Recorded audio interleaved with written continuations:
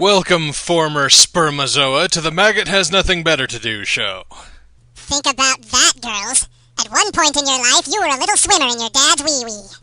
I can always count on you to remove all the subtlety from everything I say, Frugal. You're welcome. Anyways, tonight we've been forced to broadcast from sub-level 30 of the Paingiver building owing to a fungal infestation which apparently only I contain little enough wussiness to deal with. It's like that episode of Cowboy Bebop where they leave a bunch of stuff in the fridge and it turns into an alien. Except this time it wasn't a fridge, it was Vorgoth's bed. And it wasn't an alien so much as a physical embodiment of utter blasphemy. Kinda like you wish you were. Nah. It's like the great archdemon Pogayroth said.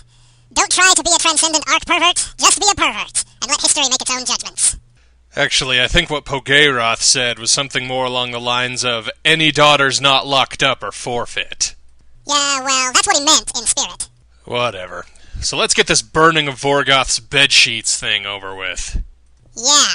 According to my motion tracker, it should be that way. Hey, do you think that could be it? Well, it certainly looks like something that could have flaked off Vorgoth's ass, achieved sentience, and grown to unfathomable size. Who dares defile the lair of Zagogoloth, the crusty bedsheets beast? It is I, Frugal, carver of cat corpses and comer of caffeinated cappuccino. You've been waiting all day to say that, haven't you?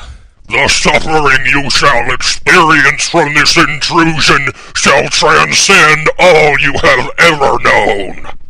Hey, that's cool. I should write that down. Anyways, I know how you feel. I say very similar things when people try to get me out of bed.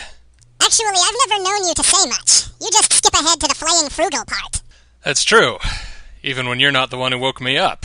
Yeah. I've been meaning to thank you for always punishing me, regardless of whether I've actually done anything. It keeps me on my toes. And otherwise, you might run out of excuses for all the feces-related pranks you keep pulling. Well, the excuses are really just academic. When it all comes down to it, you've got to do what you love. Actually, I guess that explains why you're always torturing me. You deign to understand Zagogoloth? Then riddle me this, mortal. What has a voice but wastes its breath? What has eyes but cannot see the world? The Galactic Senate? Not the answer I was looking for, but acceptable. Now riddle me this. What is dead but cannot die? What has ears but cannot hear? Undead corn. You are quick-witted, mortal. Then answer me this final riddle that you might gain my favor and avoid an agonizing death. What has a face but cannot kiss? What has hands but cannot work? What knows the truth but has no mind? I'm pretty sure that would be Frugal. Hey, I can kiss. It may technically be possible, but you'd need something to agree to kiss you. And that's about as likely as Vorgoth learning from this experience and washing his bedsheets from now on. Point taken. Your answers have amused me, mortal. That's 3 times you've called me mortal. Now you get to curry my favor so that I won't use the old Maggotonian household cleaner on your ass. I'll give you a hint as to why they call it household cleaner. They consider it less work to build a new house than to clean the old one. You threaten me? I'm the fucking beard maggot. I threaten people on the way to Walmart.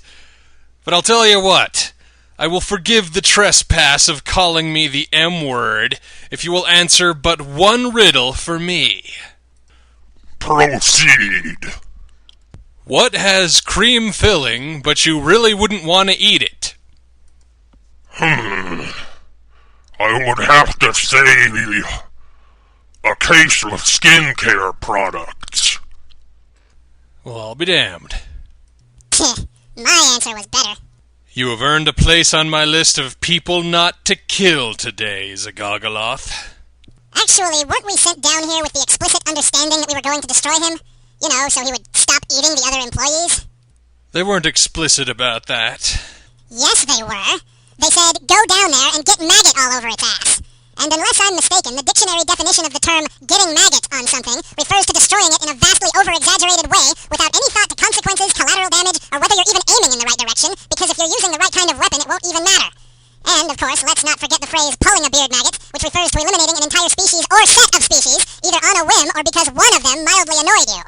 Hey, that was a long time ago, and I was very young and emotionally vulnerable. I thought you Maggottonians couldn't lie. Well, we can't lie to anyone we don't hate, but we can commit comedic exaggeration all we want. In this case, I'm using the term young and emotionally vulnerable as an exaggerated way of saying it was 2 weeks ago and I was bored.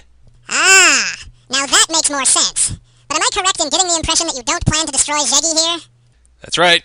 Vorgoth is just going to have to accept that he's got a roommate. That's all the time we have for the Maggott Show this week. Tune in next time or be forced to vote along political party.